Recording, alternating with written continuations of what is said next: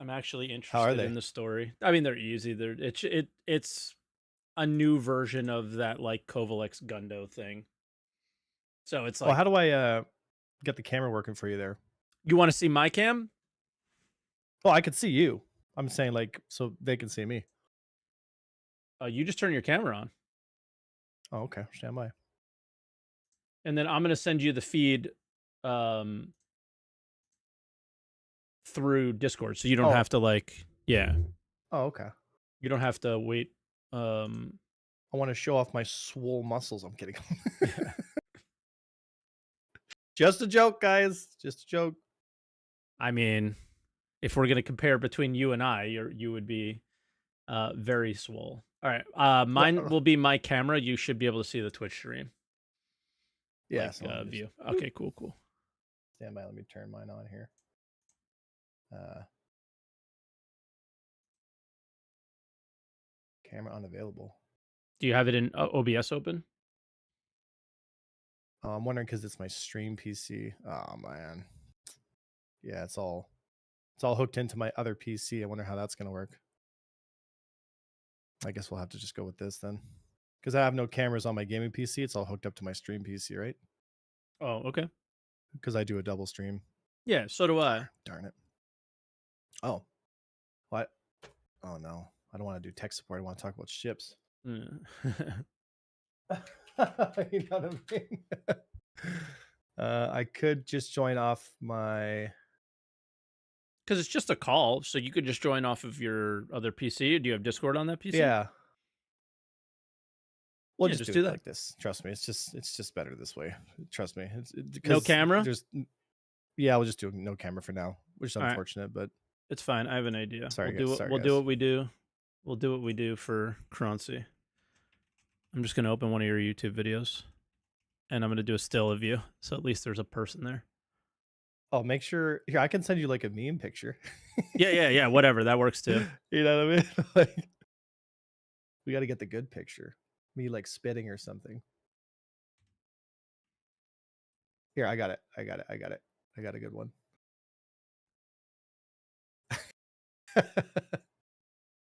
It's too early. We got to have fun. What time is it for you? 10:22. Okay, yeah, so we're same time zone.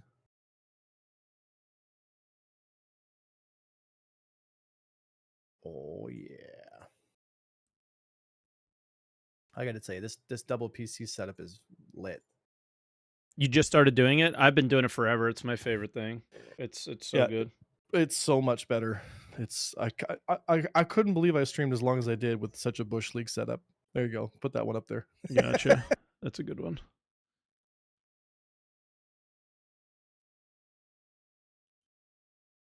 There you go. For all you guys out there looking for duck face pictures, you can put that on your dating profile. You get tons of matches, guys. Trust me.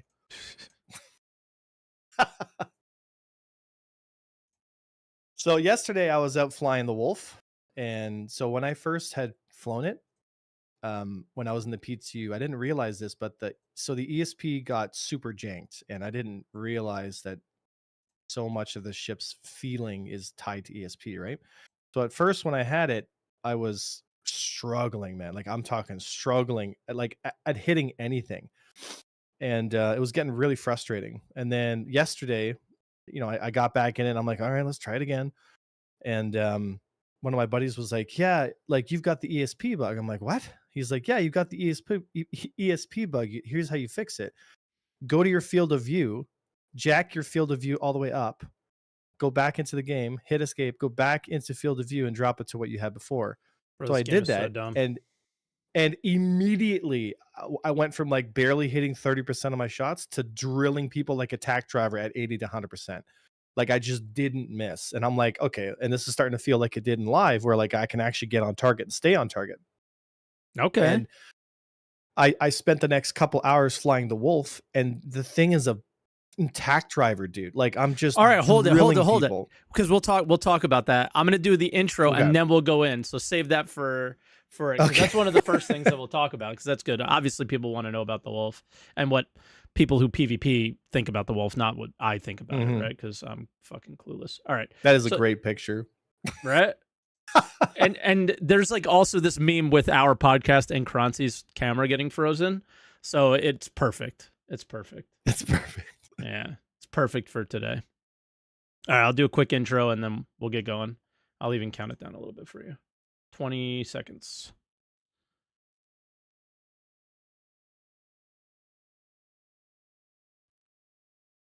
Ten.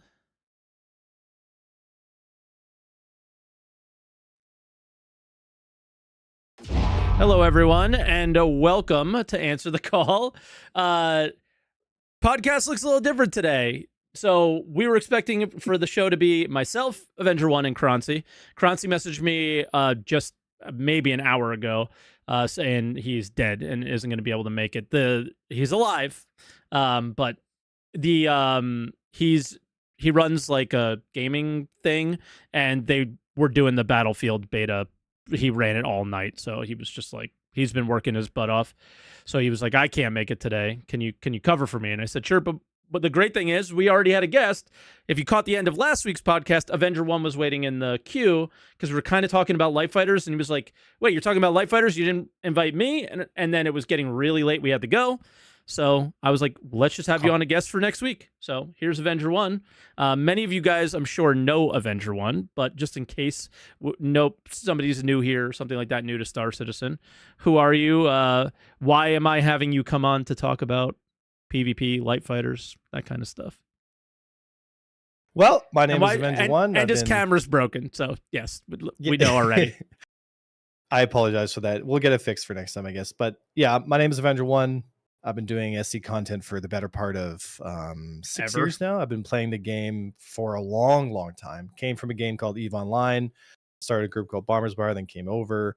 And I've been doing instructional content on teaching people how to play the game, how to get good for a long time now. And I've been a super passionate supporter for this game. I really want it to be successful.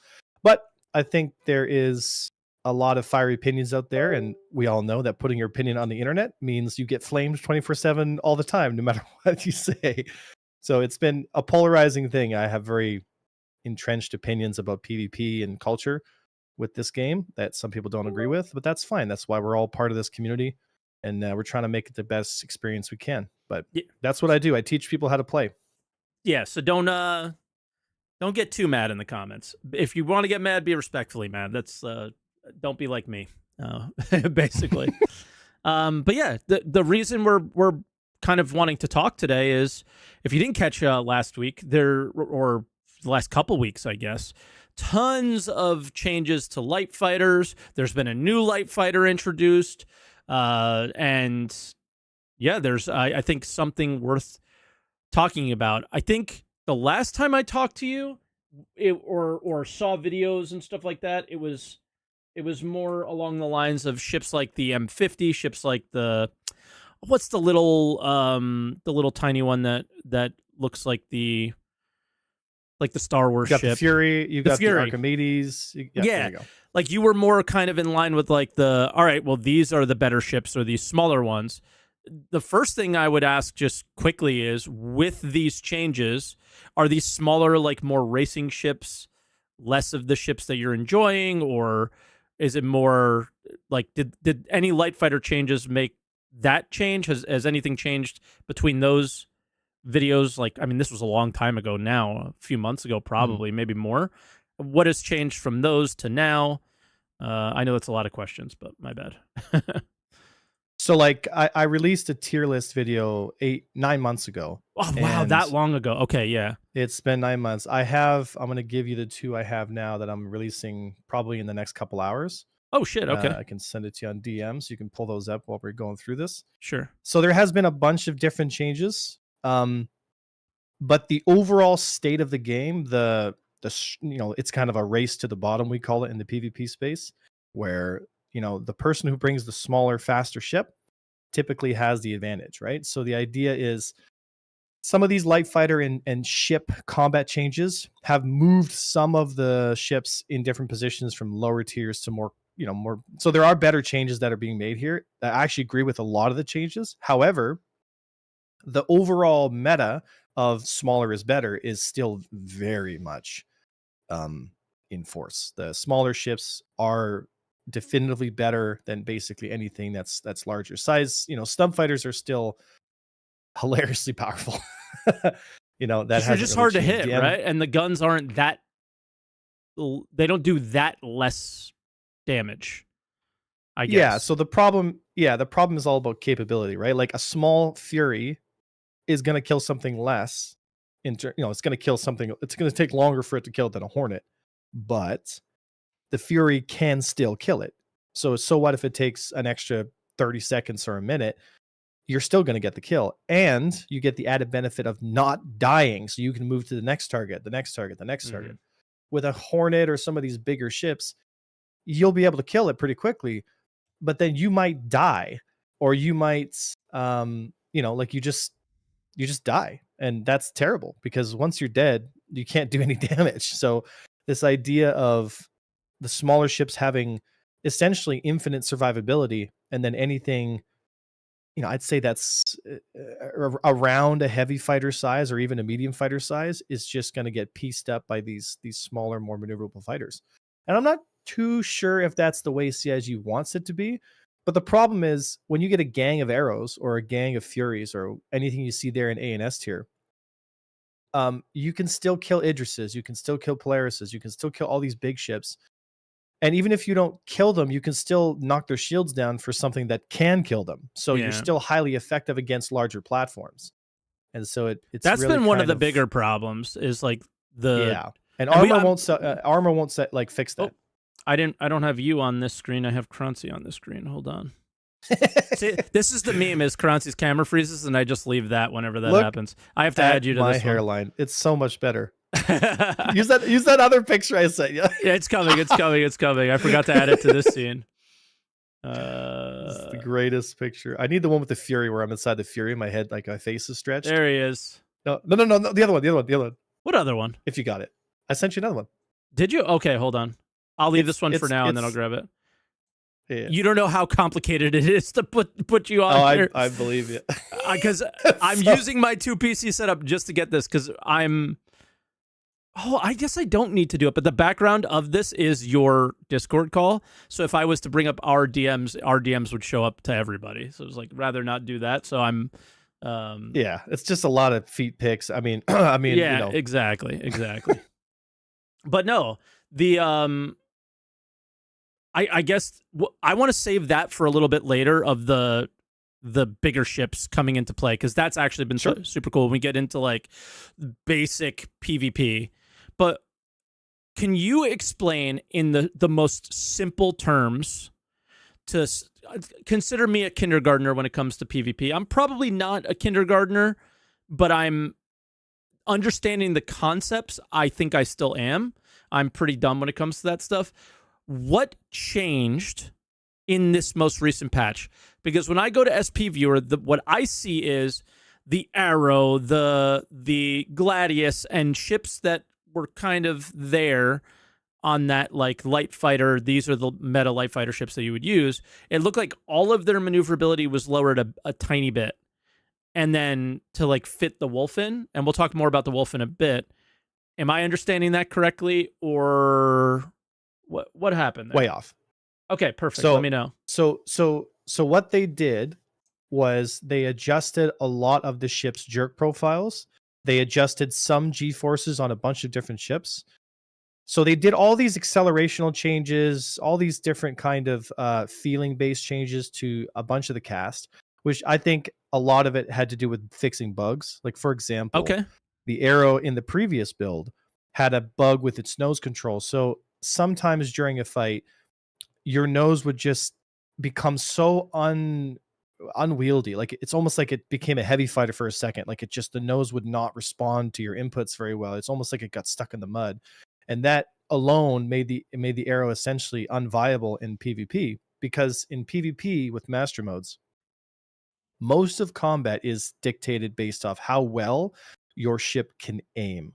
It's less to do with like energy control and merging like in previous models, but it's much more to do with like keeping the target in front of you and just making sure you track smoother and faster than the enemy does.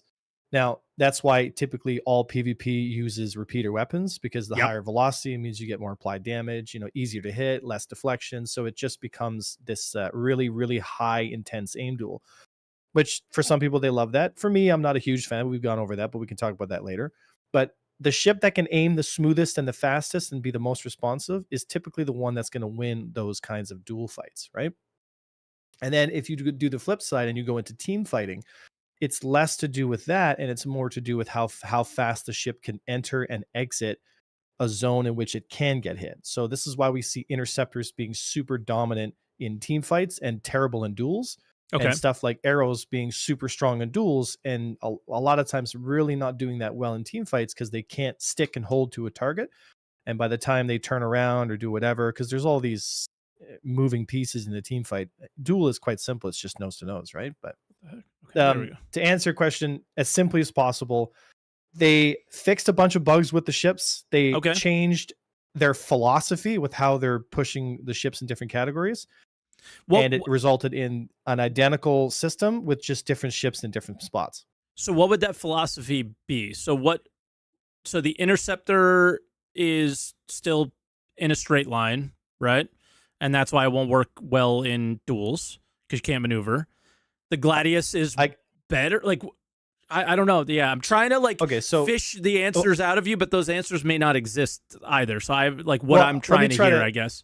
Let me try to give you an analogy to Eve and World of Warcraft that maybe help here, because a lot of times these concepts get lost. Because with flight games, for better or worse, flight games are typically the highest on the skill ceiling for any kind of game you're going to play. Right? Flight is typically one of the most difficult things to get in. It has all the barriers. There's control barriers, there's learning barriers, there's concept barriers, there's so many knowledge barriers. But ultimately, flight games have longer lifespans, I think, because the communities play them for much longer. Not all games, but typically flight games have such a really strong player base, right? So the concept that we have now hasn't changed since Master Race came out. The ships have changed some of their tunings and have some bug fixes to make them feel better. This is all that has happened. It's just those small changes for bug fixing. And for example, the arrow's nose has been fixed, and that's why it's become so strong in the duel, because it's essentially a scalpel. Like, you can track people like a first-person shooter with the arrow. It just doesn't miss, right? And it has slightly higher Gs now, so they adjusted some things to make the arrow more competitive against the Gladius and vice versa. And what we end up having is, it seems, and I mean this, it seems like CIG is creating an MMO archetype type system, as compared to the old system, which was much more of every ship could kind of do everything. It was much more of a sim flight based system, right? That's why there's a big split within the PvP community itself. A lot of people are very polarized as to, because it is literally a completely different game, right? Fighters are their own category. Heavy fighters are their own category, and it's like if you play World of Warcraft, you have the tank, you have the assassin, you have the whatever, all these different roles. But the problem is, those work for that style of game. And EVE Online, an example here. I'm just you have a frigate. Really getting into PvP and EVE Online, so I'll actually understand this. So if you bring a frigate fleet, what can you kill? If you bring 100 frigates, what can you kill? Maybe other frigates, and then what? The one level up, maybe destroyers or something, or cruisers. So if you bring a frigate fleet, you can kill anything frigate size, or you can kill stuff that's really, really, really big, right? So you can kill Titans, you can kill bigger stuff because you just can't hit I never knew that. Okay, cool. However, anything that's medium size, there's no chance. Like, you bring a fleet of Hurricanes or you bring a fleet of battle cruisers or whatever, and they're against the frigates are going to get absolutely smoked, right? So you have this almost like a triangle where it's like this ship can kill this ship, can kill this ship, and vice versa, right? But we're not successfully doing this in Star Citizen yet. This is what they're trying to do. They're trying to make it so like fighters can kill this, but unfortunately what they've done is light fighters essentially kill everything. And the only thing they really struggle with is fighters of their own class, just with a different archetype. So for example, Buccaneers, Interceptors, they're really strong in team fights, but essentially they're still small fighters. Like, that's, just because you have a different archetype between Interceptors and fighters to me, that doesn't make a distinction. The class of fighters in general are just so dominant that there's nothing else. Like, you bring a bunch of you could bring 20 Connies or 20 Gladius. The 20 Gladius will kill the 20 Connies all day. For sure, yeah. Like, you might kill 2 or 3 Gladiuses if they're not paying attention, but on average, that's always going to be a wrap, right? But they seem to be balancing, which is what frustrates me the most. They seem to be balancing off of numbers that they get from the general numbers of the persistent units, for example. They look at all the numbers of how many F8 Lightnings are winning and losing, blah blah blah, and then they make adjustments, and they look at, and to me, that's just a really bad way of doing it, because you're going to get really skewed numbers, because so much of Star Citizen's player base is unskilled or untrained. So you're going to get really wacky numbers. Like, you're going to get really extremes on one end, like the Avenger ones, and then you're going to get really extremes on the other end, where you have thousands of people getting smoked by F8 Lightnings because they just have no idea how to fly. And so they're like, oh my God, the F8 Lightning is doing so well. Yeah, it's like, but it's a giant pancake. There's this archetypical system they've gone to where they're trying to make it like an MMO, where certain ship groups are good against other certain ship groups, like heavy fighters are good against that. But the problem is, I have not seen any group of ship that heavy fighters are really great against, other than the medium-sized ships like Connies and whatnot. We're still in this weird place where, like, this is the next question. I'll let you finish, but the next question I'm going to ask is definitely related to this. I'm sorry. Go ahead. So basically, they're struggling to make an identity for themselves. They're not really sure, because they have a sim-ish game, but then they're trying to put ships into these roles, these archetypes, like classes in an MMO, and it just doesn't. Like, take Battlefield, for example, right? You have the 4 classes, right? And then there's the classless whatever thing where you can use whatever kit and then whatever gun you want with it, right? Yeah. And typically people are just going to pick the best weapon, and so like running support with the marksman rifle DMR is crazy good, because you've got all the benefits of the marksman kit, but then you've also got paddles to bring people up and all that stuff. And I think that's why they're testing that, to see if people like that more. I prefer the class-based weapon system, where if you pick this class, you've only got a certain kind of weapons you can pick, whatever, right? But that's an example of, like, Star Citizen's in that phase where you can pick whatever kit you want and just bring whatever weapon you want. Yep. And then it all filters down to, like, if one gun is overpowered, everyone just uses that gun. Well, guess what? The gun in Star Citizen that's overpowered are fighters, small fighters.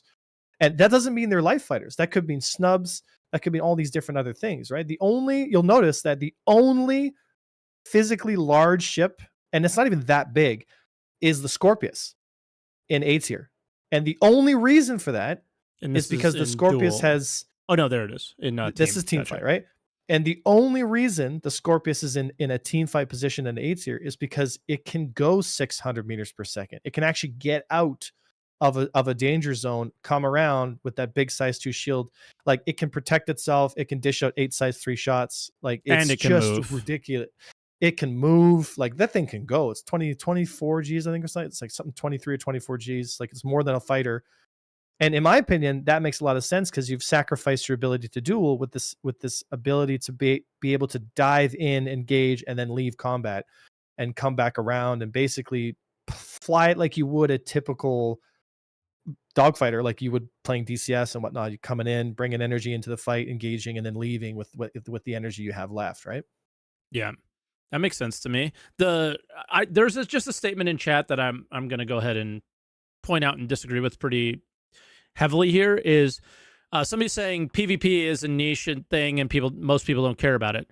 I mean, yes, well, that probably is true. That doesn't really matter for the conversation, is because the balancing being made is, like, look at the title. It's 4.3, the state of life fighters. No PvP is mentioned in the title. Like, these things could be relevant still as well with what you use and what you choose for PvE engagements. We're going to talk from the PvP standpoint. And the thing is, almost every ship on this screen can be used for your PvE experiences in the current game. So what's the point of even having a conversation about that anyway? The depth and the interesting part of these ships end up being in the PvP part. So the conversations for me are much more interesting, and I think for a lot of other people as well. So if you're not interested, then maybe this episode's not the one for you. But at the same time, I'm sorry, PvE is incredibly uninteresting. There's no depth to it. Yeah, well, obviously there's no depth to this either, which is why we're discussing it. Is unfortunately, like Gladius Arrow is, why would you use? What's the point of even having A, B, C, and D tier when those are fairly easy to get in the game, right? And you would just use them if they're that good. But yeah, that's kind of why I wanted to have these conversations. Did things change? How much did they change? So on and so forth. What I have to appreciate, though, from the first time that we talked, like earlier this year to now, the fact that there is a duel list and a team fight list is a change in the last like year or so, that we're actually having these kind of conversations, because we have team fights now in the PU a lot. And that's cool. I gotta say, like, it's happening a lot more now, and I love to see it. So I will say this, because to touch on the PvP thing, there seems to be, like, we can talk about that later, because I wanted to talk to you about what I call the culture war right now, with what's going on with this idea that this PvP is this dead thing and blah blah blah. I mean, I fundamentally disagree with that in such an extreme way. I mean, if you look at all the most popular games that have come out, they're all PvP games. They have PvP in them. You have Red Dead Redemption has a big PvP scene in the online setting. You have Grand Theft Auto, which is pretty much all PvP with role playing and goofiness. All these big multiplayer games you don't have to have a game that's just PvP, and that's not what Star Citizen is, and that's not what we're arguing. But PvP makes up a big part of the game, the culture, the community, the content. To not have PvP in your game and to say it's niche is just putting your head in the sand like an ostrich and not paying attention to what's actually going on around you, right? Yeah. Because Agreed. if you build, like, here's the thing too, like, if you build it, they will come. If Star Citizen starts to get its, stuff together, and OLPs start becoming more of a reason to want to go and collect people, if there's more of a reason to base build and to defend those bases and vice versa, you're going to see a fundamental shift in Star Citizen, where the majority of people will actually participate in this kind of PvP realm of the game, than as opposed to against it, right? Just because PvP is in still its infantile state, in a sense that PvP is still growing, it's still fighting for its place within the culture, because let's be honest, it's mostly on CIG to foster and design and build that. Once the game starts to finalize, though, I think you're going to see a huge, massive shift towards PvP, and I think that's going to be super healthy for the game. Yeah, I mean, I think a lot of people are wrong saying that this game is PvE. Like, you're so far off the mark, it's not even funny. I've had this conversation with Avenger and many other members of the PvP community. There's this big problem that we have right now is where there's not a whole lot to fight over. Hathor was a bit interesting for a little while. There's not a whole lot to fight over, so it's impossible to kind of tell who wins. Especially like when you die, you could just come back, and all these other situations that are weird. So when it comes to like PvP flight, we had a little bit in Jumptown for a little while of like who took over Jumptown for that period of time. You have Hathor, who takes over Hathor, but again, it's like a very short King of the Hill kind of thing. And like Avenger's saying, like when more of these systems come online in Star Citizen and there's actually something to fight over, not only is CIG going to be more, I guess the word would be required to focus on PvP as a thing that they need to balance, focus, care about. It's a thing that players are going to care about and stuff like that too. Can we go back a tiny bit to have like a little hypothetical question here? As somebody who's been playing EVE Online a lot, you mentioned something. You like it, I'm obsessed with it. Yeah, it's just so good in comparison to this, I guess, right now. It's a good replacement for the things that I don't like in SC. But oh yeah, something that you mentioned that like a light bulb just went off in my head, and I never thought of this before, but through that lens of EVE Online, what do you want to see? They're going in this direction where they're making it very MMO-like. That train is not going to stop, it doesn't look like. So if they continue to go on in that direction, regardless if you like it or not, what would you like to see? Now, I'm going to give an example of something that light bulb is something like the Gladius versus what else on this list? I think that a great example would be the Wolf. Gladius versus the Wolf. A lot of people are kind of, and then we can get into the Wolf conversation after that. A lot of people are like, oh, the Wolf is cool, but bespoke weapons. I hate bespoke weapons. I hate bespoke weapons. I hate bespoke weapons. I'm kind of one of those people. But with Eve going, you get a bonus to this weapon type. The weapons aren't bespoke, but they are almost required that you would use a certain weapon type with a certain ship, because why wouldn't you? It gives you a bonus, and it makes those weapons really, really good on these ships. So what do you think about doing something like that, where the Wolf would get a bonus to its ballistics, which essentially it's getting a lot more ammo count and a lot more damage and a lot more bullet velocity than any of the other ones, I think. And maybe the Gladius would get a bonus to lasers, and then those things have different damage types. That's, if they're going to go the MMO way, that's what I think could help give more variety to the ships that we're using in the game. What do you think, or what would you want to see if they're going to keep going in this direction? So a couple things you brought up. The Wolf has 1650 top speed on its weapons, which is the same as every other ballistic. Yep. Okay. Okay. The ammo count is not that far off from other ballistics. We're still you're thinking back the old ballistics with such limited pools. I've never used them. Yeah. Yeah, a lot of ballistics now actually do have quite a few thousand rounds. Like, okay, you can get about 10 or 15 kills before you really need to reload. The only reason people aren't using ballistics now is because ballistics do less damage and they have a longer time to kill than a laser build. So if you use a laser arrow or a full ballistic arrow and you're fighting 1v1, the full laser arrow is going to kill you every time because he just has to hit you less to kill you. So that being said, it doesn't matter if you have penetration, it's all great, but if you die faster than the other guy, that's all that matters, right? So what if you're Red Hull or whatever? I mean, you won the fight, you've eliminated the threat. Yeah.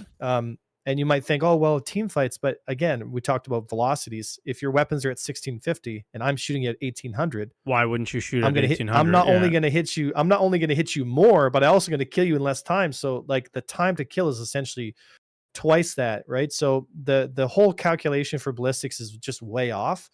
And I'm not sure CIG knows what they want to do. And a lot of people say like, well, armor's going to fix it. I was going to bring that up. Going to fix it.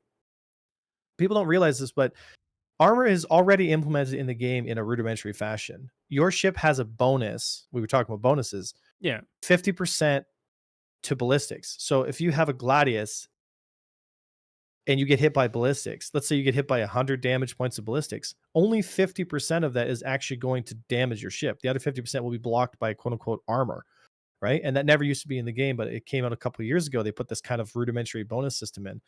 So what CIG is trying to do is I think they're trying to get a feel for how long it should typically take to kill somebody with ballistics. So they're already shooting for that time, right? And I said this, before as well, but I think I got to reiterate this because people don't seem to understand it. Is it doesn't matter how you get there.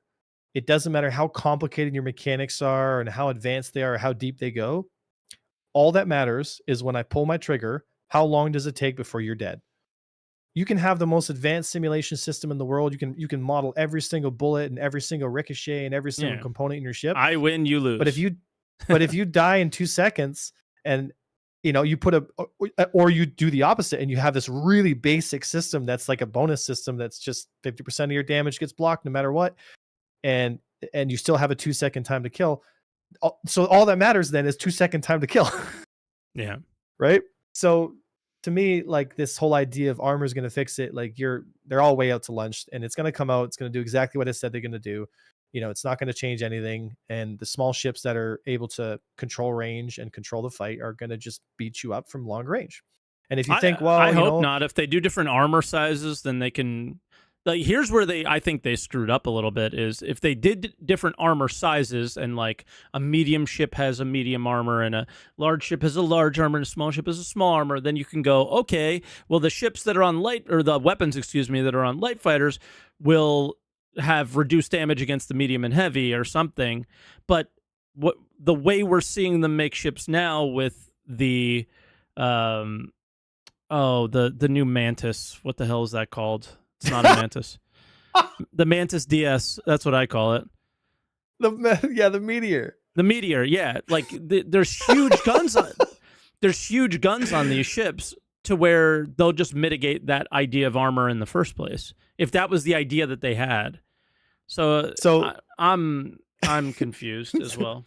So here's something that is going to make you wake up tonight and be angry about, because I know you love this stuff. I woke up angry every day. What's the difference?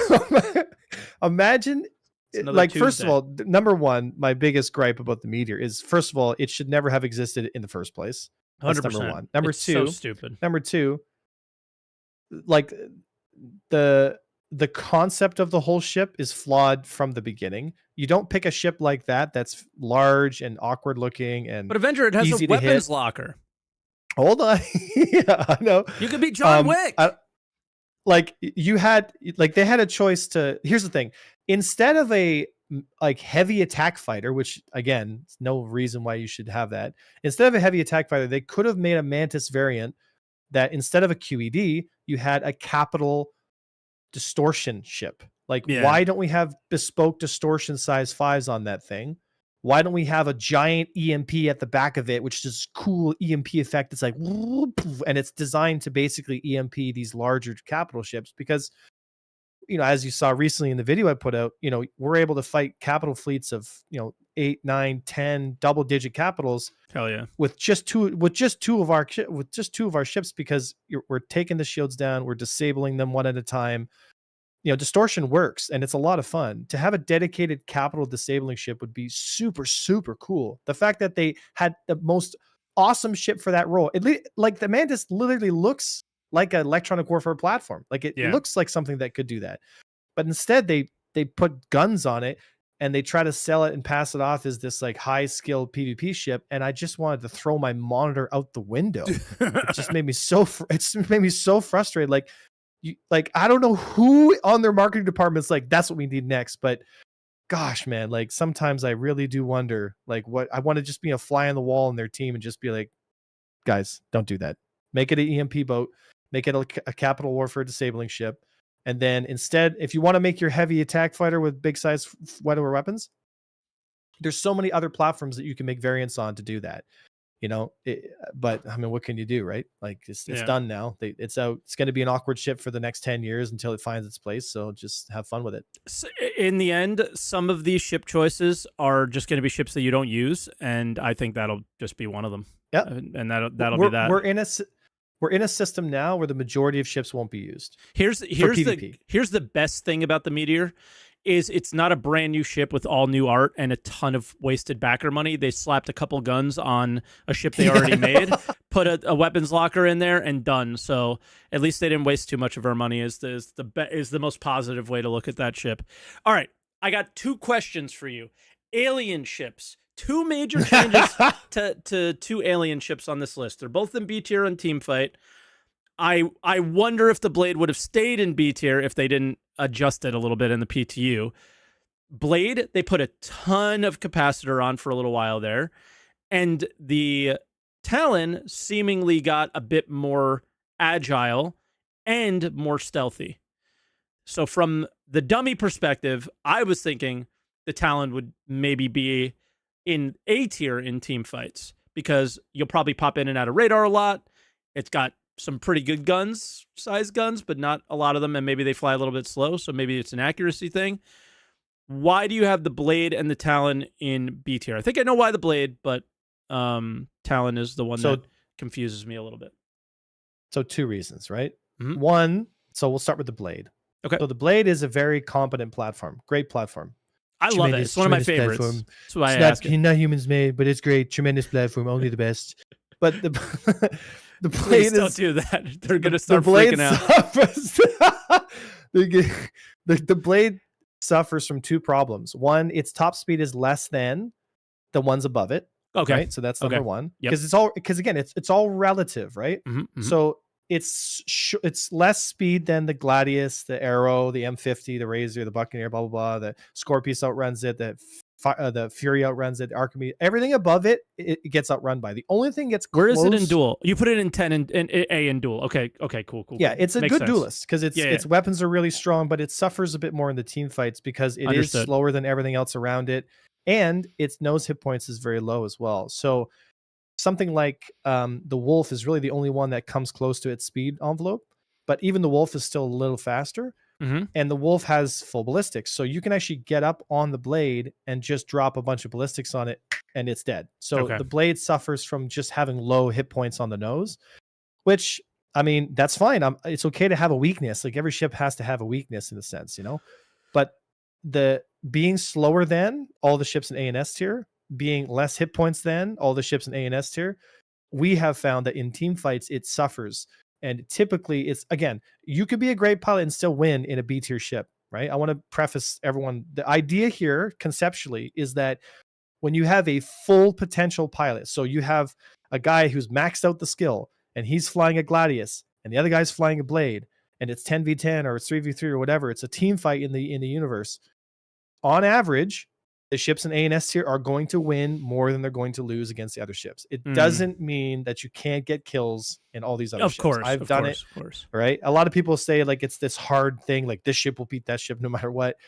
There is an element of skill, and we're not in that MMO phase yet. We're getting there. Yeah, well, that exists yet, but it could happen. Yeah, and that terrifies me the most. We'll talk about that later, right? Because skill for me, like in my opinion, there shouldn't be a tier list. Like, all fighters should have a potential for them to exist in high or low envelopes, in a sense that, and when I say envelopes, like high and low energy states, be able to maintain velocity, momentum, that kind of stuff. Like, the differences between ships should be very tiny on a lot of these ships, but the personality of the ships and the certain capabilities and the weapon systems they bring, that should really define them, rather than, so for example, I think Star Citizen should implement a resistance-based system for shields and other stuff. So for example, a blade brings a lot of lot of thermal and electromagnetic energy. It brings no kinetic, right? Because it's using a plasma bolt. So shields typically block a lot of thermal and EM energy. So Vandal ships have a trouble breaking down shields, but against armor, their smaller weapons are basically super effective against the armor, right? So these kinds of things should make you choose what ships you want to bring, rather than, well, I can't bring this ship because I just can't turn rate with them. I literally physically don't have the capability. You know what I mean? And I think that's really, or like, for example, how you define ships and how they feel should be based off their ESP and their jerk profile. So how well the ship's nose can correct for movements. But again, the differences of ships have to be tighter. Again, this is a concept. You talked about the question before, how would you want it to be done? Yeah. How I want it to be done is like this, is less this class-based archetypical system. And instead you put all fighters, and I mean all fighters, into a class essentially. And then within that class, you have all these different personalities, different weapons, different stuff, different opportunities to bring weapons to the field. However, a Buccaneer should still be able to duel a Blade. And there shouldn't be such a massive separation between these two ships where neither, like a Blade and a Buccaneer fighting in a duel, there's no question the Blade will win every single time, even with a low skill pilot versus a high skill pilot. And that's what bugs me a lot. Because you're speaking from flight specifically when you say that. Correct. But the example that you give, if they choose these resistance or damage profiles for the ship. So again, just to be very clear, the Blade, in EVE Online, there's electromagnetic resistance, ballistic or physical resistance, explosive, and thermal. Those are the 4 types. And they kind of balance the game up for each. Kinetic would be ballistic, is the one that I messed up. Yeah, explosive, kinetic, EM, thermal. Yeah, but in your example, there could be a scenario where the Blade can never beat the Buck, or the Buck can never beat the Blade if those profiles counter each other. So if the Blade is really badass at thermal damage and the Buccaneer does not have a lot of thermal resistance, if you didn't put a thermal shield on or something to boost your thermal enough, you're going to lose every time, so long as those pilots are have some decent aim or whatever, right? So am I understanding that part correctly? Is that the cat and mouse or rock paper scissors would just be in a different place, so you allow ships to still be super enjoyable, have fun in terms of their flight, but the counters would be more on the component side or the weapon side, or just the base stats of the ship, and then we can adjust them with crafting or whatever. So let me physically draw it out for you. Like if you put my little paint.net thing up on screen here, I'll draw it out for you because it's hard to. I can explain it, and I don't know how to do that. I'm streaming it on Discord. Is there any way to bring that up? How? Like instead of my camera, you should see. Oh yeah. Okay. Hold on. Yes, I could do that. Because I'm streaming the application, so you should be able to see. Yeah, I just got to move I'll make you smaller. You're gonna go in the corner. First story. Don't you start with freaking pirate o'clock, guys. There you go. Okay, guys, I worked at Blizzard. Totally. I was a Blizzard guy for 7 years. My dad. I know exactly what I'm talking about. I am the first second generation Star Citizen developer. Okay. Okay, it's working. Awesome, that's working. Okay, so let me just draw it out. Right now, like I said before, right, you have these zones, right? And so you have light fighters, you have interceptors, you have heavy fighters, and they're all existing within these zones, right? Sure. Yep. Light fighters will kill heavy fighters, interceptors will kill light fighters, but interceptors also kill heavy fighters. So everything kills heavy fighters. Right? And a lot of these ships get put into all these different categories and blah, blah, blah, right? And they're separated. The separation between these is all based off of flight characteristics, right? So heavy fighters only exist within a certain zone of control, right? They only have so much top speed. They only have so much acceleration. Whereas light fighters, this is current, right? This is what we have right now, right? Because the light fighter has a larger zone to play with, it just beats up on everything with a smaller zone. And because its weapons are effective against anything in the game at the moment, it can just freely engage any target in the universe, including large capital ships, because let's be honest, they're easy to hit, right? My issue, where I want them to move to, is similar to the older system we had to some degree, where there isn't this,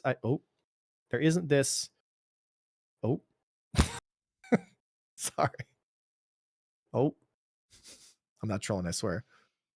Okay, so instead you have, my goodness, dude, it's too early for this shit. Instead you have this is your zone to move, right? So heavy fighters, light fighters are not separated by such a massive flight ceiling. So your acceleration, let's say, is 20.2. Your top speed is 600 meters per second. A heavy fighter should exist almost up to the light fighter spot. So a heavy fighter should be typically going, 560, within a few kilometers, meters per second. So the distances of the capabilities of the ship is not so vast, right? Instead, we have all this room to play in. We can dive, we can move, we can dive on each other. We can make all these different advanced movements. Then what makes it heavy? I'll explain here. So you want to separate ships based on capabilities, not based off flight characteristics. So for example, yes, a heavy fighter will still typically have slightly less turn rate, but then it has to have something else. So it's like it's the golden triangle. There's turn rate, there's acceleration, there's top speed. Okay. You can't have all three. If you have high acceleration and high top speed, you got low turn rate. You get interceptors, right? If you have high turn rate, high top speed, you have low acceleration, right? But right now, light fighters have all three, right? They suffer a little bit on the top speed one, but guess what? It doesn't matter because you can put a flight blade on there, and with decent piloting skills, you can mitigate most situations with the speed differentials if you're fighting interceptors to some degree, right? To me, heavy fighters have low acceleration, so they don't have that. They have low top speed and they have low turn rate. They literally have none of the three. Yeah. So light fighters have all three, but they have lots of weapons. Yeah, but DPS you can't aim with. And that's the thing is DPS is one of their calculations here. But guess what? That shouldn't fucking matter. You know what I mean? That's not something to DPS, all that stuff. No. they're conceptualizing DPS like a game like EVE Online, where it's like, I bring X much DPS to the field, blah, blah, blah. But you got to get that DPS to the target. Otherwise, it's literally pointless, right? Mm-hmm. So instead of separating ships based off those metrics, which is your typical MMO system, you bring all the flight characteristics a little closer, and you have smaller separations between the flight characteristics. And then you start breaking ships apart based on capabilities. So for example, an F8 Lightning brings this to the table. So if it's a heavy fighter, for example, right? You've got high acceleration, high top speed, you've got that super low turn rate. So you basically turn the F8 into an interceptor. And then for weapons, you have a different metric. Instead of, for example, you can bring, size 5 torpedoes. And if you make the game that size 5 torpedoes are really the minimum you need for engaging larger vessels, well, now you have a capability. So this ship is able to basically engage larger ships out of its kill category. Connies, things like that. Can kill Connies, yeah. Like this idea which that is what a heavy fighter, fighters, in my mind, always was supposed to be doing. Killing Connies, killing bombers, killing, I guess, up to, I don't know. But it doesn't feel like Polaris it should be killing, but yeah. So let's say this little box here, this represents capital ships, right? And this little box here, this represents light fighters and like whatever, like just small ships, right? Dog fighters. Here we have dog fighters, light fighters, and then we have like size 2 support ships, right? So this is your F8 Lightning. This is the zone in which it can compete and fly and do all these things, right? Again, I've chosen high top speed, high acceleration, low turn rate. Okay, so what that means is I can fly it like an interceptor, right? This is how I would tune the F8 Lightning, right? And because of that, I can now engage, because I chose the F8 Lightning, I can now engage my specific target, which is capital ships. That's what I'm there in the field to do. Yep. But while I'm existing in the battle space, this is how I'm able to engage. Because I still have high acceleration to top speed, I'm able to actually exist in the fighter screen. I'm actually able to exist engaging. Okay, I'm not going to be like the choice to kill light fighters. A gang of 10 F8 Lightnings and a gang of 10 Gladiuses, yeah, the F8s are going to struggle a little bit. But there is actually going to be a fight here, in a sense that the F8 will be able to out accelerate the Gladius and then be able to make an extension turn around. Because of right now, this idea that heavy fighters are quote unquote tanks is a terrible idea. Every ship should exist in a movement based system, and that means that all ships should have the ability to make extensions, which means create distance from each other, and be able to merge and fly and hold their energy in, get gun runs and come out. Treat it like you would like a flight game. Otherwise, you're building a flight game with MMO mechanics that just doesn't fit, because you have to bring the speeds and accelerations and everything so low so that you basically get rid of the wild card of skill, and it turns more into your typical EVE Online. Because let's be honest, when you play EVE, how much dodging fire really goes on? I mean, mostly it's two fleets that get up in front of each other. FC calls primaries, it's really this like I'm doing dual. I'm doing duels, so there's more than you would expect. But typically, you're doing that in frigates and small ships, right? Yeah. So there's a different mechanic there, but there's not a lot of like the flight skill ceiling for EVE isn't really that high. It's mostly just setting distance and then seeing if your ship is capable of achieving those results. Yeah, at the highest level, like I've been training and stuff with people. Like manually piloting an EVE is pretty crazy, but the point you're making is obviously valid. But what you're doing in Star Citizen is way more tactile inputs and things like that.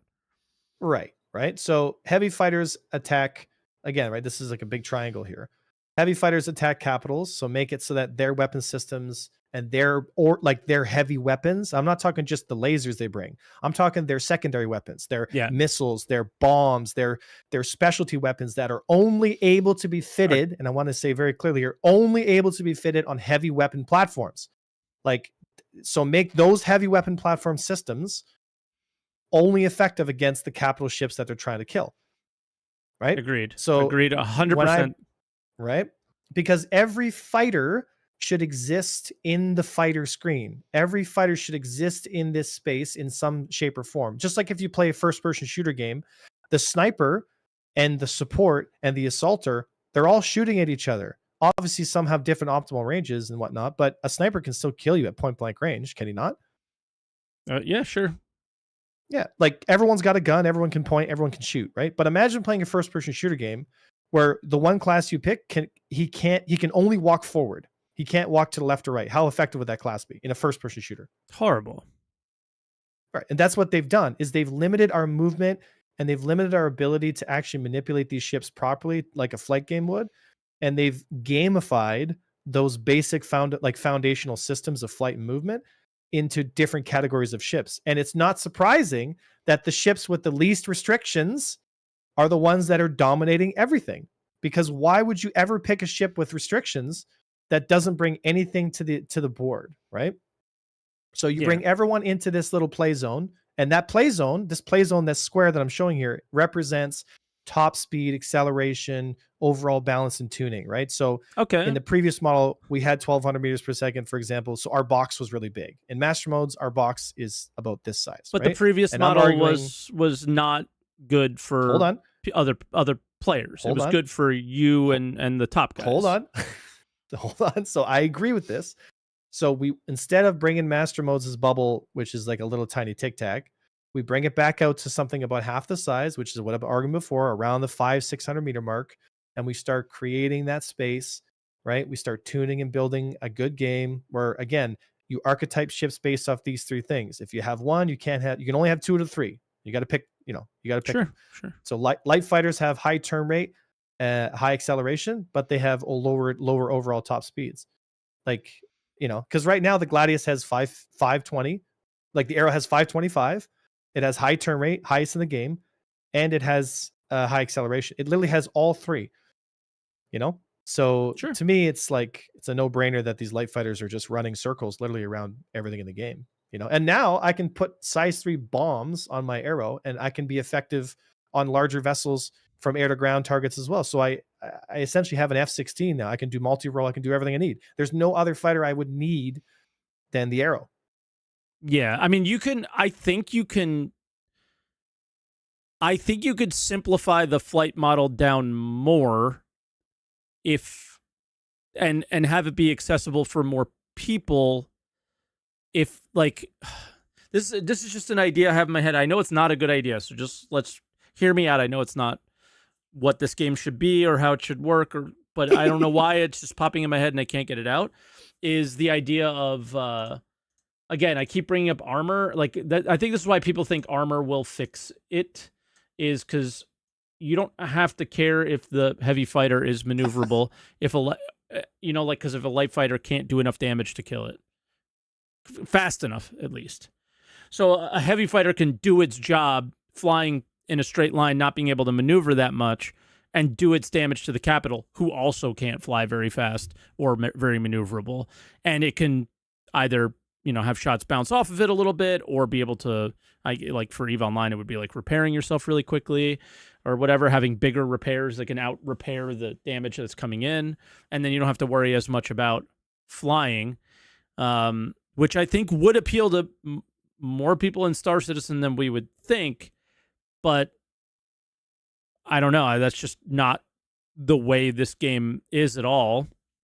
So while agreeing with you pretty much, it's like, I wonder if we need to make the skill ceiling of the flight model higher than it is now, or is it healthier now? So the skill ceiling is actually very high, but in a very strange way. So I'll explain. So yeah, like I was able to jump in with very little practice in that PvP tournament and not fail miserably, right? And that's fine. Like you want a game that's easy to pick up but hard to master. Are we going back on the board? No, I see what you're doing there. Okay. Putting ears on myself. Sorry. But if how do I explain this? Yeah, we're going to go back to the board real quick. So just so that you're clear here, this is old flight model. This will be new flight model. This is the calculation that's going to be used for how to resolve a conflict, right? And what that means is, let's say arrow versus arrow, right? Part of that calculation is going to be based off of what weapons and systems you're using, right? Mm-hmm. So 20% is based off, do you have Panther repeaters and does he have attritions or whatever, right? Yep.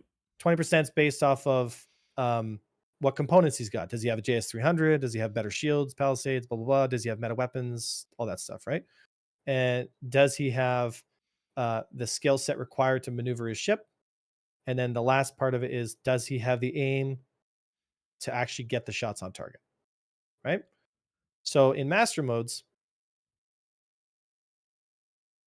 this one would be what weapons you pick, or sorry, not weapons, what components you pick.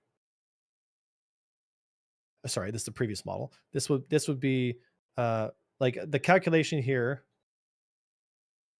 and this would be the flight skill. Yeah. Right. Yeah. So most of whether or not you win or lose a fight is based off of how well you can maneuver the ship, how well you can control it, and how easy you can get on target.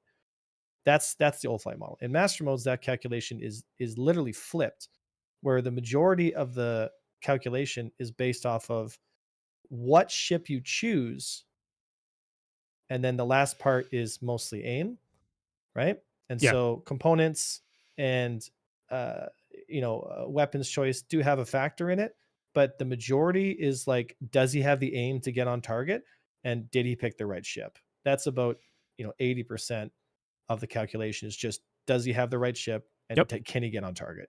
Yeah. And this is the frustrating part. There is a really high skill ceiling, but it went from a flight-based skill ceiling to an aim-based flight like skill ceiling. So you'll notice that when I fly small ships like the Arrow, people say like, wow, man, like you don't miss. It's like, well, that's how you win right now, because you're going to get hit no matter what happens, but I'm going to apply 100% of my damage and you're going to apply 40%. So I'm going to kill you every time, because I'm going to burn your health pool down faster than you can. And that to me, I think, is the idea that they went with, thinking that, well, easy, like it's going to be easier for people to hit.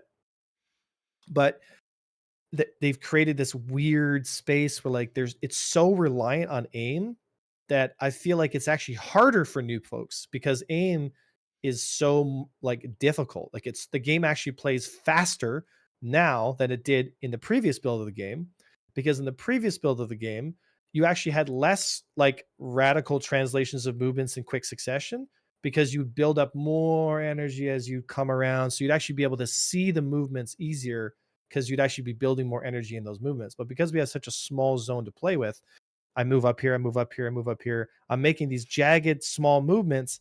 I've made 8 or 9 different vector changes in a short time. So it's caused like this really eccentric, like two ships like standing almost like in the old days we had the two guys line up with the muskets and each team just shoots at each other. It's literally like that. Like you just get nose to nose and just, till someone gets the kill, right? Yeah, I mean, I definitely recognize what you're pointing out there too, is because you kind of see like ships just kind of doing this. Like they're like, when I'm watching, like when I've watched like the PvP tournaments and stuff, it's a lot of like ships kind of not moving erratically, but moving in a way that doesn't seem natural. I guess is what it seems like. They're kind of like, they're like going like, it's just weird. It doesn't look good, I guess. I don't know. And it will never translate to anybody watching it understanding what's going on. That's for sure. Yeah, I'm just gonna apologize. Sorry, guys. Like I'm trying to throw these out as assists. Like I'm still trying to explain it as we go. It may not make sense to everybody. I'm sorry if it doesn't. I'll try to draw better, but we are. And someone also brought this up, and I think this is very wrong. This idea, like this is pointless because we don't know what CIG is doing. Brothers, I'm telling you right now, we do know what CIG is doing. At least some of us do, and it's wrong. Like it's not going to be what they think it is. I'm going to tell you this now, and I told you this before. People think that if, for example, the armor system is going to solve everything, it won't. And we'll be back here having discussions. So either Sig can watch this and the guys that are actually, in charge can take this and this will make sense to them, or you can sit back and chill. But being negative and saying this is so pointless, this and that, like go touch grass, go get a fucking life, like relax. We're going to figure it out. But being negative and being super depressed about it is not going to help. So you got to figure that out. That's my job. I'll be the negative one. But the negative. Yeah, the I don't know. I still think armor has to play a role. It does. But it has to be the breaking point between bringing a heavy fighter and bringing a light fighter. It has to be that inflection point. Because I also think if you have armor that's... I want to see a world where, like, we're able to scroll between our weapons. I really want to see a world where we're using a certain weapon type to take shields down and rolling our mouse wheel or pressing a button on our stick and taking out armor. And like so, we have weapon groups. I would love to see a world where we like have weapon groups, or you're bringing ships that are like geared towards taking shields down on a capital, and then another ship group that's taking out the armor, and then the hull or whatever. Like I feel like that would be cool. That sucks so much in Elite Dangerous. Okay, yeah, I mean, as somebody who hasn't played Elite, it could be a horrible experience. It's all in my head in this moment, but we're just having. That's what we're doing right now. Star Citizen is in everyone's heads. We used to have mixed weapon loadouts be pretty meta back in the day, and it felt okay. There are limitations to the mixed loadout, and I'll tell you this whole like having multiple velocities on weapons is just really not fun. Like no, that's not fun at all. I agree. Like, and I've said this before. Like just damage types. The cool idea of like I think the biggest issue right now with PvP combat is it's actually less on the flight model side. There are issues there for sure that need to get fixed, but the weapon concept that they've gone with, it just doesn't work. Like, have they gone with one yet? Like, that's the thing is, have they even gone with one? We have a little bit of variety in the laser repeaters, but everything else, like, you just don't use, right? Like, there's only 2 weapons in the game that are effective.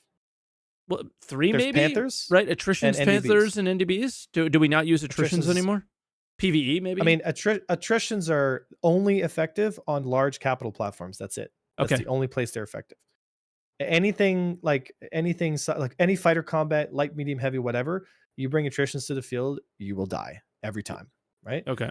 In PvP, I'm not talking about PvE. Yep, in PvE, you can use them all day because the NPCs are brain dead and they can't dodge for shit. So that's fine, right? But for PvP, it's all Panthers, repeaters, whatever, and NDBs, but only NDBs on interceptor platforms, because you actually have the acceleration to get close, get the gunshot, and leave. So you actually get the benefit of the high damage, and you have just enough velocity that you can actually hit the target. So, you know, it's just here's the thing, like weapons, like light fighters, for example, are strictly effective because they can hit you and you can't hit them back, because they can stay at a range where your velocity can't reach them in time before they've already moved from that shot position. Yep. And that will never get fixed. That's a physics problem, right? Like, the only way to fix that problem is to change the weapon velocities based on the platform that you're shooting from. So for example, if you're in an Idris, you need to either have higher velocity, which pushes the combat farther out, which makes the fights less close, or you just drop the weapon range on light fighters and fighters in general. Like I've said this a million times, like fighters should have no more range than 1,000 meters. I agree with that. Yeah, for sure. Or, so 1,500, because like you need a little bit of plus minus. So 1,500 is like, there's no reason to go above that. No. Like you can't even like see your target at 2,500 meters, but you can shoot off a PIP system. And I'm telling you, like if they didn't have a PIP system, you'd barely be shooting at the ranges that we typically fire at, but you're mostly firing beyond visual range. Like you're BVR gunfighting. It's ridiculous. Yeah. I see that for sure. All right, let's change the subject a slight bit, because we just talked about them. Capitals. Since the last time we talked, which was a while ago, capital fights are happening left and right. I think Hathor really started it. And then obviously the introduction of the Idris. Have you been getting involved in them? What do you think about them? Talk to me. I'm just hearing about these left and right from all sorts of people who like PvP, and they seem to be pretty happy with them. Obviously, things have to be fixed. Obviously, we saw the Cutlet video of like people being able to choose and just repair their ships. Let's ignore that. We know that exists. Those are things that CIG would have to fix. those are exploits. You should probably get banned if you're doing that stuff right now, honestly. Yeah, it's ridiculous. Yeah, it's ridiculous. But those things aside, how do they feel? They're happening more. I mean, I remember you doing the pirating and loving that. This is kind of like the next level of that in a sort of way. Big fights involving lots more people, bigger ships. Tell me what you think. So, like I said, I just made a video on the capital stuff, and that was probably one of the best group gang capital fights that we've had so far. And we only crashed once, like had a server or whatever reset, and it was typically by the end of the battle, so it was mostly kind of resolved anyway. So I was very impressed. Now that's also because we were at the OLPs, so maybe with the extra server at the OLPs. So I'm going to say this to everybody: if you're going to do a capital fight, try to drag it to an OLP, because the server will be a lot more stable for you, so you'll have less issues. That's good to know. Just something to consider. Am I happy with capital fights? Within reason, two things going on. No one's going to be happy. The game's in alpha, obviously. There's nothing to be happy. Here, right? It's like, okay, am I happy with the concept or the current state Not of really. them? Like, are you having fun with them now? Is it fun? Yes, 100%. But that's also because it's new.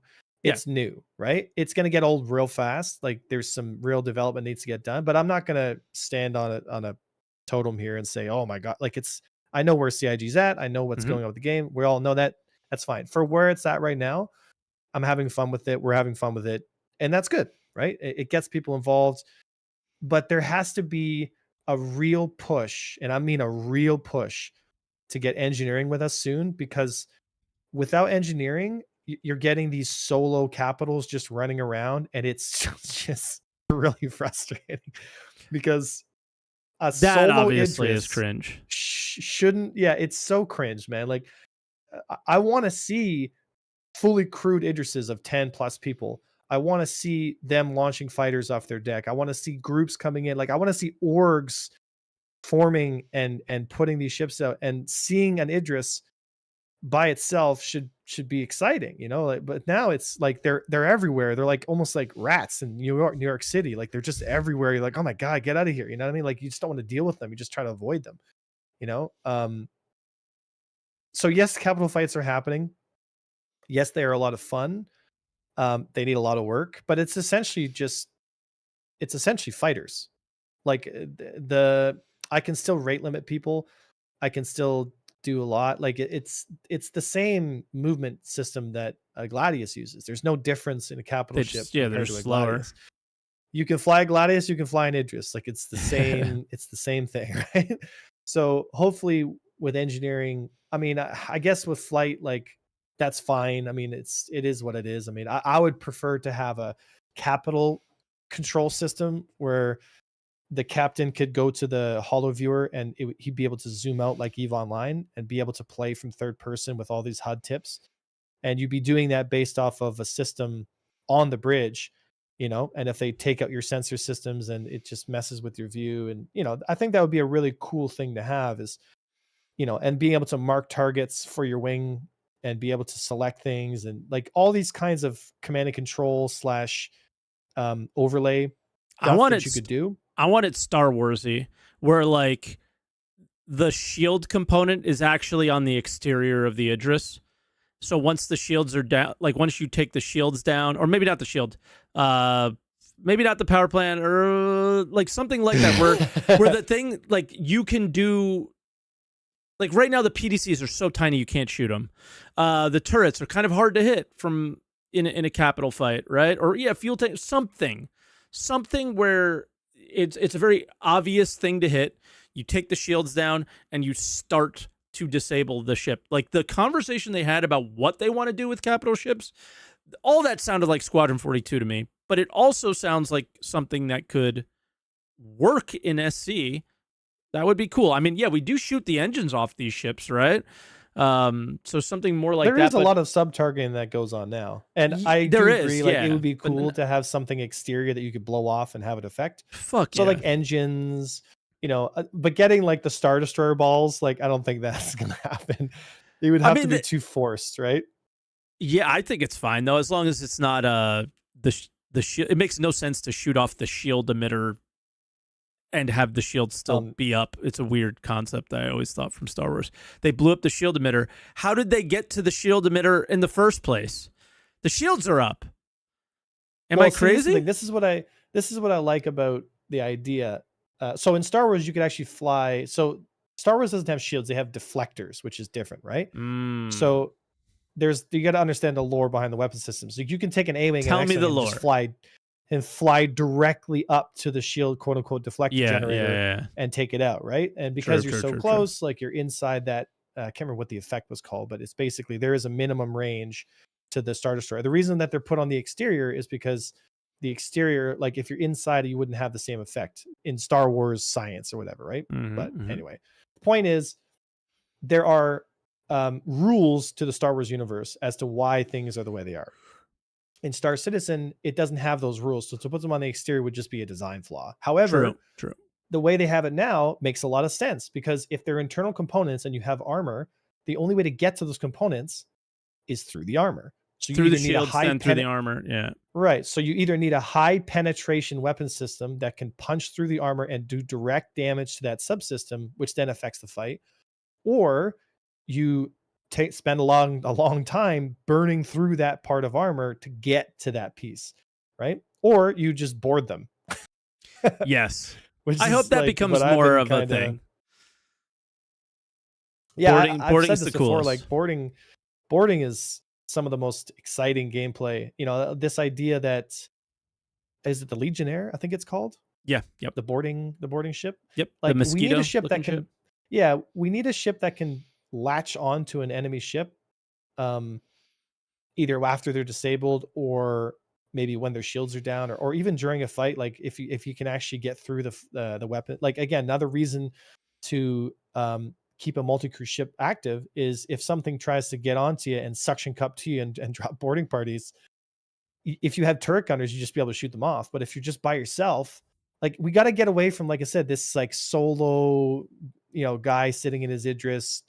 That's just so lame, And really also is. we have to get to a place, man, where insurance and duping and all this like stuff, like where things actually cost money. Because Tell me about it. I fight this fight every day, dude. Because like EVE Online, man, you die all the time. But because it's so easy to just like get going again, like all right, I just multi-buy everything and just go again. And like everything you're doing, you're able to load up in 10. Exactly, like you're able to make money relatively easy in the game. Like the money is not as important, and like the money in Star Citizen isn't important at all. So if it was a whole thing where it was just like I click a couple buttons and I'm going again, I'm telling you, man, the hangar respawning right now is a good start. If we have a medical bed when we die and we respawn in our hangars, and then it's click and go, and like I literally so for example, I lose my arrow. Gone. Not claiming, none of that. I lose it. It's gone.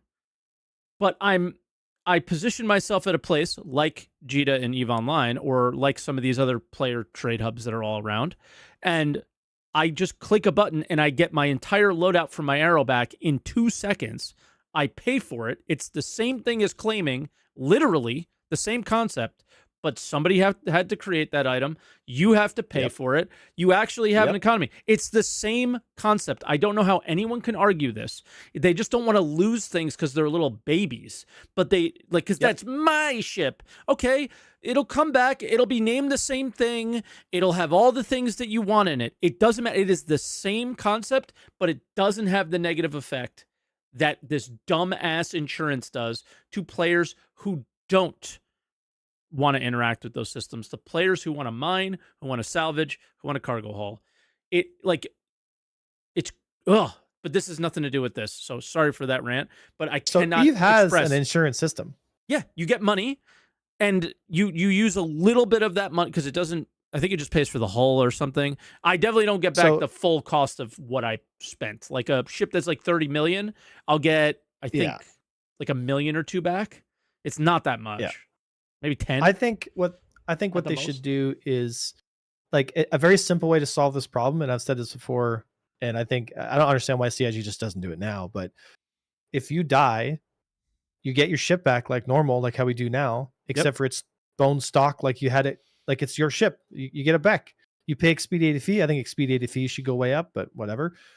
And you just have to either buy those components again, just implement a basic marketing system. Like if I go buy 300 JS300s from Orson and then I take them in my Hull C and I fly them over to Checkmate and I put them on the market for 20% up because people are out there selling and buying and dying and whatever. And they're like, oh, man, there's JS300s for a cheap, and adjust the prices so that the money you make and the money you spend, like there's some parity there, then all of a sudden you're going to have a living, breathing economy. People are actually going to start shipping components around different parts of the galaxy, and then people get pirated. People are going to want to, like people are going to like, and then all of a sudden you catch a C2 and it's full of snow blinds and all these other components because you're like, oh my god, these guys are making a run to whatever, or, like there's actually, and players will choose what the hub is.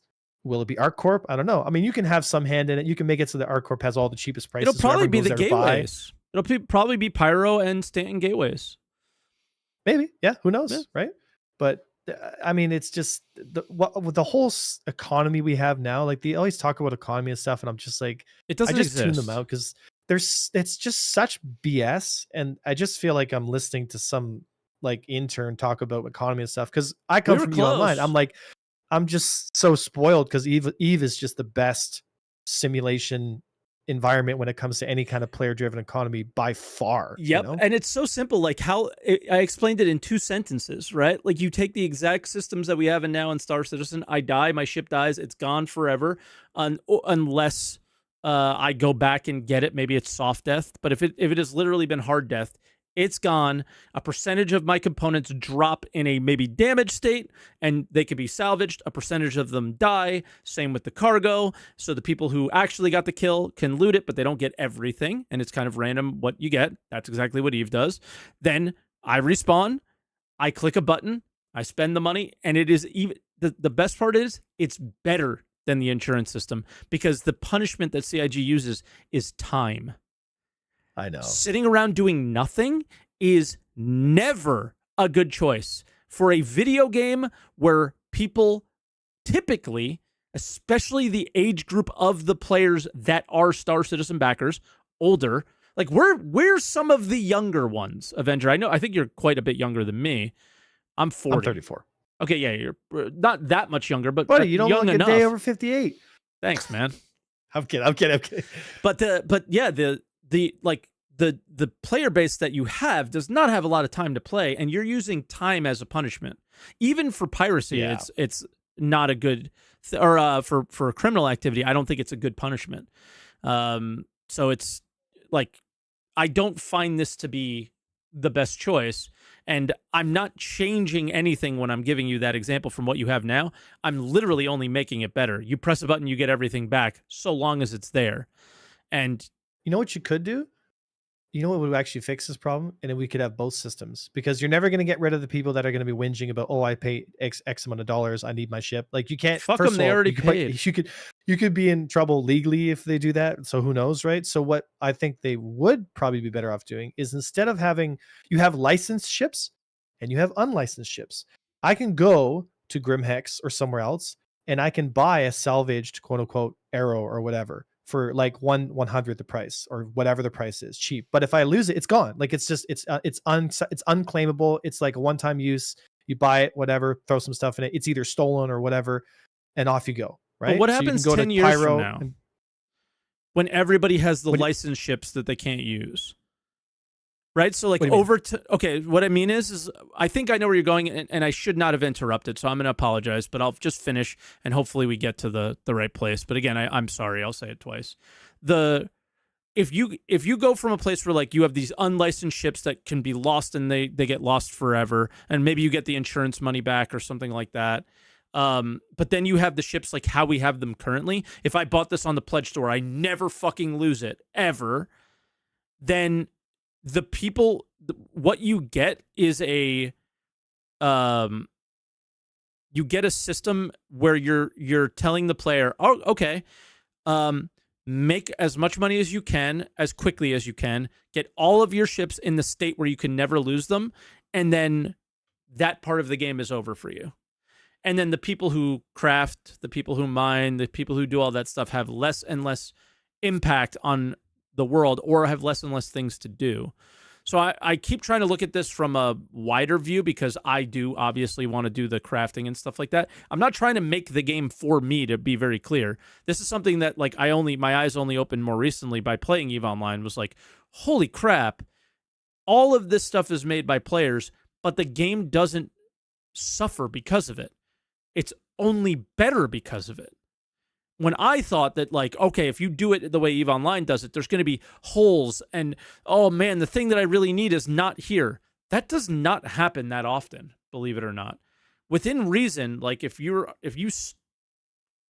stay within a, like, you don't have to jump that far if there's not something at a certain place. And if it isn't, you can ask somebody to bring it to you.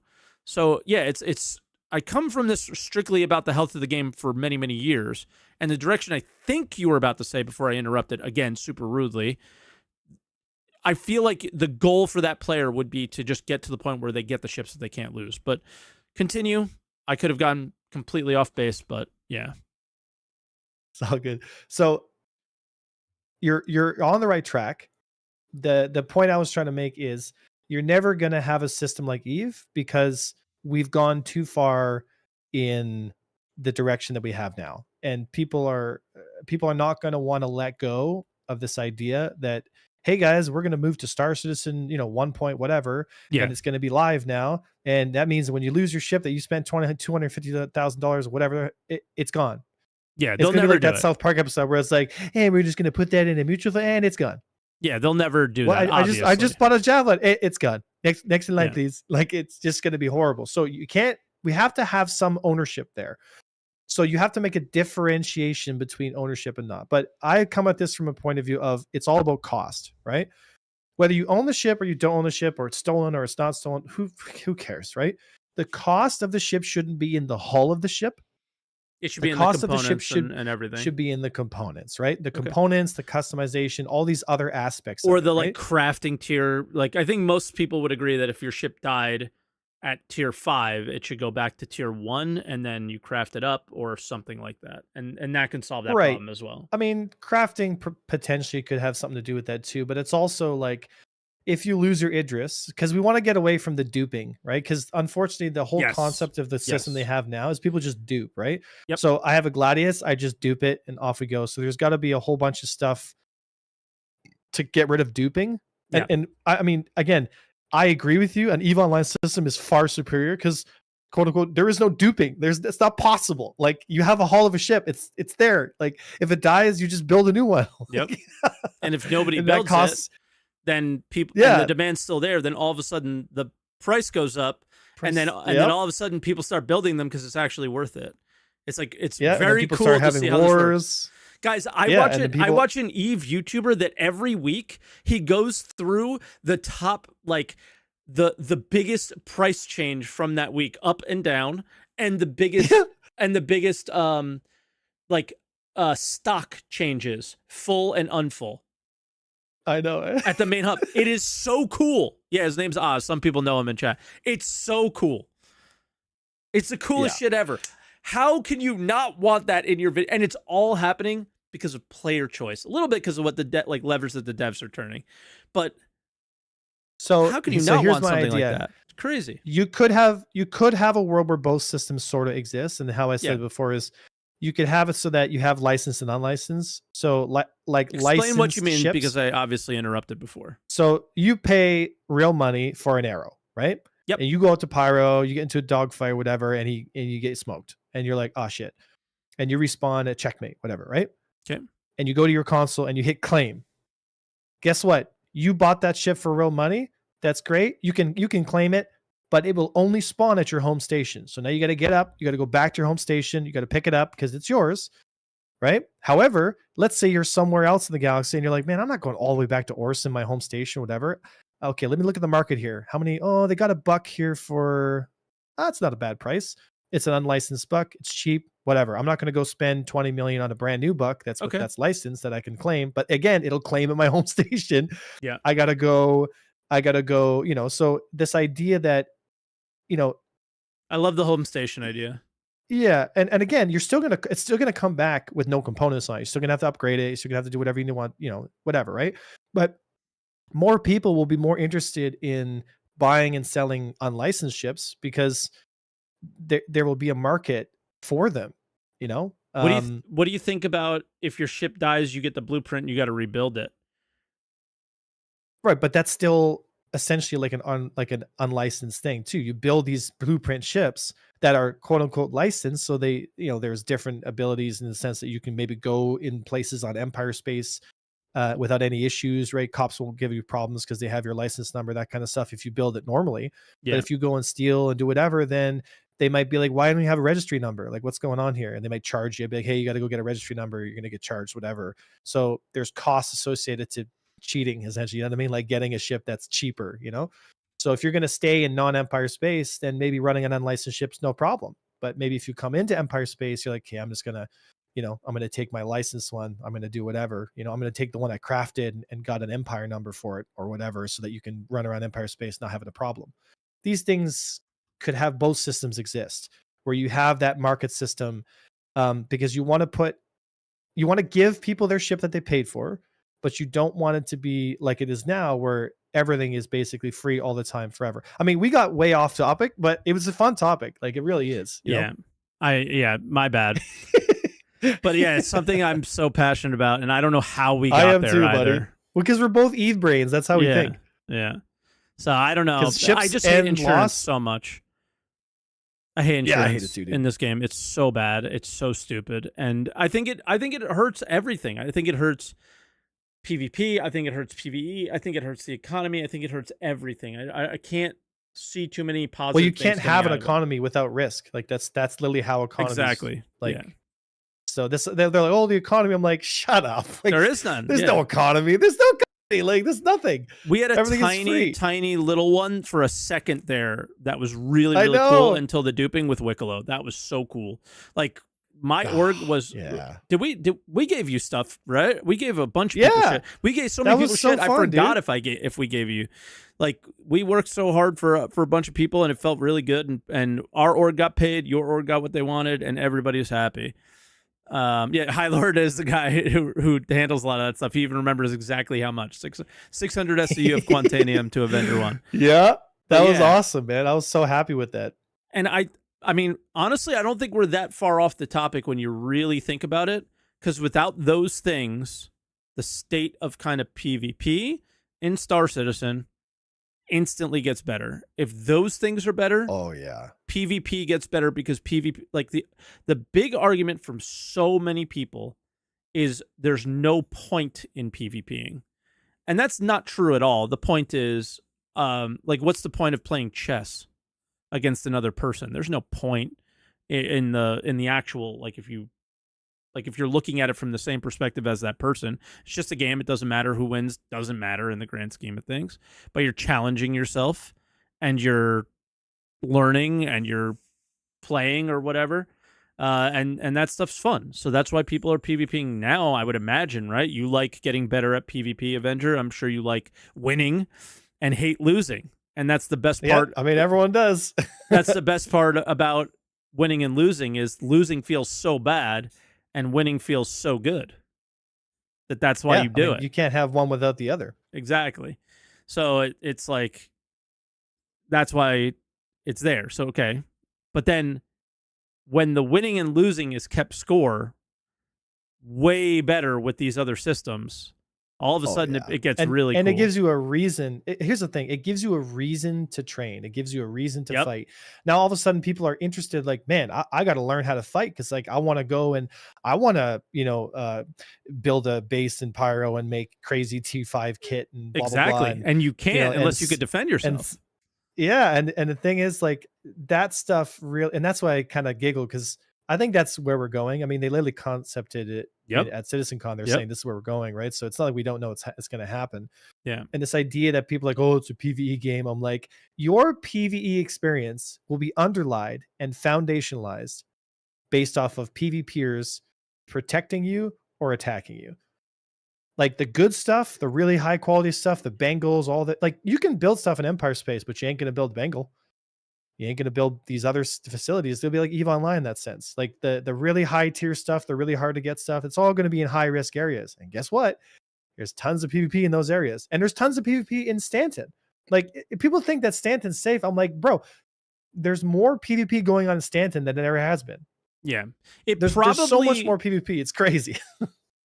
Stanton maybe should get a bit safer with quotes around it.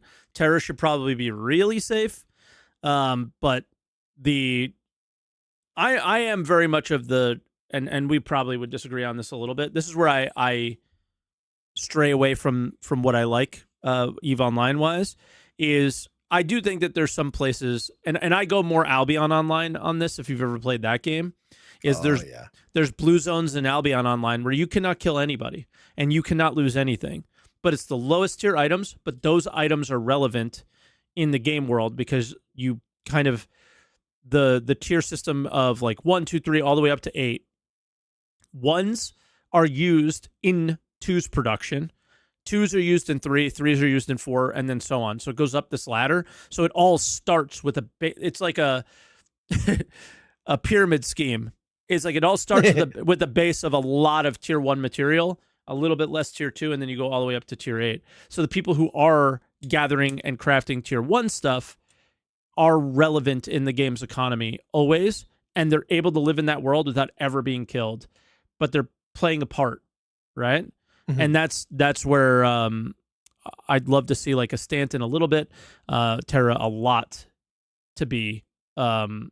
I think that's where it could be successful, is you can mine, you can salvage, you can PvE, you can, and what's even better about that is you can even PvP, where you go into these instance dungeons in that game, and it literally pits you 1v1, 2v2, 3v3, I think. I'm not sure about the 1v1 part. Definitely 2v2. And it's called like a yellow zone, where we can actively hit at each other, but we can't loot each other. But whoever kills the other group is left with the spoils at the end. Mm-hmm. And obviously, like in a game like Star Citizen, that's not something that can easily be achieved or happen. But it creates a system where everybody who's interacted with each zone has literally signed on the dotted line that they understand what they're getting into, where the moment you undock in EVE Online, you can die. The moment you undock in Star Citizen, in most places, you can die, right? Yep. And that's a situation that the modern gamer, I don't think, can handle very well. So I would love to see some areas where that when you undock you're going to die thing doesn't exist, so those players can just chill out and mine copper, and that's it, right? Or salvage low grade, like maybe RMC ends up being like low grade garbage in comparison to salvaging something else. There's two things that they can do, and I mean they've already they pulled the genie out of the bottle. I told them not to do it, but they did it anyway because CIG, they went beam weapons. So now we have hit scan, laser, light speed weapons. So they're in the game now. In a solo capital ship that's very difficult to kill. Okay. Yeah. So there's absolutely no reason why you can't have these giant beam weapons at stations. And if anybody wants to mess around, then they just get lasered, phasered like you would in Star Trek, just gone, right? So you can basically turn it into a safe zone by... You just need weapon systems that can actually capably defend the places that they're at, right? Have you taken a crime stat near a station recently? I feel like they've gotten better with it, but they're a little bit better. But like, I can still kill anybody I want to at any station at any time, even in 4.2.1, because that was like the big thing they changed in 4.2.1. Yeah. Okay. Yeah, there's been no change. Like occasionally I'll get hit and I'll be like, oh, I forgot. Yeah, there's turrets here, whatever. But that's me just being a goober. But when I'm dialed in and I want to kill something, the station does nothing to me. Okay. Nothing. Yeah, still can't track enough. Yeah, or like whatever. they're super ineffective. So either they put phasers on the turrets that just deter people, because they just need to start applying damage. I mean, I'm not bringing an Idris like I used to into the stations now, because the station guns will kill it. But fighters can engage whoever you want, and the station can't do nothing about it, really. You know? Okay. and they put all these stops in place to make it harder. Oh, you can't loot someone because you can't get on their ship because you get repositioned, all this dumb stuff. And it's like Don't get me you're just started on tier 0. overcomplicating. Yeah, like you're just overcomplicating a very simple issue, man. Like there's two ways to either just have ridiculous missile spam that's unflareable to deter people with crime stats around stations so that stations become safe. So that, yeah, you undock and you're just not immediately murdered, or you add phasers / laser weapons to some of the big emplacement turrets. And again, I want to define this: big emplacement turrets, so that, all you have to do is put 1 or 2 of them there that can attack you from, 5K away, and anybody landing will be safe. Yeah. They have to do that. Like there's no other way around it. And I don't agree with it, but they've already, like I said, no, escorts. So Win says higher escorts. No, it's never the. Don't even listen. Yeah, I'm not even going to say nothing. Anybody says higher escorts, they're not thinking clearly. I'm going to say it in the nicest way. You're not thinking clearly. You're foggy. So, you have a foggy brain right now. Very foggy brain, and that's it. I'm not going to be rude. You got brain fog today. Yeah. So. Yeah, I mean, like I said, they pulled the genie out of the bottle on that one, so it is what it is. Yeah. My worry is that they're going to put more beam weapons on ships, and look, if you put hit scan weapons in the game that are smaller than capital weapons at this point, like you might as well just write off every one of your fighters, because now they will just it'll just turn into Star Trek, where the only viable ships will be the biggest ships, and everyone else will just get lasered everywhere. Agreed. So. All right. Well, it's noon, and that's usually our stopping time. So before we go, is there anything like quickly that we missed that you wish I asked or brought up or anything? Yeah, I wanted to touch a little bit on the culture war. Go for it. Real quickly, right? Because I've been seeing this a lot, this idea. So a lot of times I'll go up to like OM1 on Crusader and I'll put in chat, I'll say, hey, there's 600 people in the server. I have a crime stat. Come take it. Like, come have some fun. I call it carefree PvP. I'm literally broadcasting to the entire shard. Hey, I'm here. We're looking for fights. Come play. And there's just this deluge of children that fill up the chat really quickly. And they're like, oh, you're griefing this and that. And I got a fun story for you. I'm like, first of all, I'm like, what? I'm like, I feel like I'm trying to do everything right here. Like, I'm literally just, first of all, ships are like, they're worth literally nothing. And we just talked about how you don't lose anything. Yeah, I'm like, I'm literally just saying, like, come play, like, come grab your friends, get together, because those big battles that you see me making on my YouTube channel, they only happen when people get together and come have some fun, and they are a lot of fun. So I think I'm coming out there almost like giving a gift to the server, saying like, hey, there's a hotspot for fun, come bring your friends, have a great experience. Like, that's how I look at it. And then all these people, they start like, I've left Reddit years ago, but I can't imagine what goes on over there. Same. But there's this, Reddit and Twitter. I do not do. I go on Twitter. I occasionally make a post and then do not open it to see the result. It's just crazy. Like, and the thing is, recently, like, I got genuinely griefed. Like, they came into Klesher with guns and weapons to stop me from getting out, like literally into the tunnels. They got into my hangar trying to kill me at Grimhex. They would camp the doors. As soon as I'd open, they'd kill my ship before I could even get in it. They ran into my hangar at Grimhex trying to kill me with their guns. They rammed into me. They did everything possible. They gaslit the crap out of me. And I'm just kind of giggling. I'm like, they followed me to different servers. Like, this is, by definition, griefing. It's, it's by the EULA. It's like, you can't harass someone, specifically them, follow servers, all that stuff, right? And I brought it up the chain of command. I gave it to some CIG people, so they'll do with what they want to do with it. But that is actual griefing, right? And here's the thing. I don't care. It's just that there are mechanics in the game that allow this behavior to flourish. And I emphasize the word flourish because that's what it's doing, right? And on one hand, you have these literal griefers that are flourishing and just ruining people's time and just being complete asshats and just being such little children. And then on the other spectrum side, you've got me trying to teach people, trying to get people involved, trying to be positive, like, come on, come have some fun, broadcasting everyone. It's like, all you have to do is use your brain cell for 2 seconds and be like, oh, he's at 0-1. I'll just avoid it. And that's fine. If you want to avoid it, I'm not arguing, like, go ahead, avoid it. But if your chat's not on and you're just going about your day and you jump into 0-1, yeah, you're going to get shot. Like, that's not griefing. Like, that's not griefing. I just, you want to hear the story? Man. You want to hear the story? Yeah, so I did an NPSI fleet yesterday, and I did it on stream. So I mostly have Star Citizen fans that are watching, and this is an EVE Online thing, guys. Basically, what it means is, me and my buddies all grab some ships. We're here in safe space. We teleport to unsafe space and go and fuck with them, and then I'll get to why you fuck with them. Okay. So we're screwing around. We're killing miners. We're killing haulers, whatever we come across. It was mostly miners this day, and also like little mission runners or PvEers. We were killing just what in Star Citizen people would consider griefing. And somebody brought it up in chat. Are you not just griefing right now? And and I left, and I was like, this is the problem with Star Citizen people. And I started going off, and I was playing with other EVE streamers, and I made sure I put this in comms. And I was like, you guys would consider this griefing, but what you have to understand is what we're doing is we're killing this alliance's miners and their PvEers, so they escalate and bring people who actually fight here.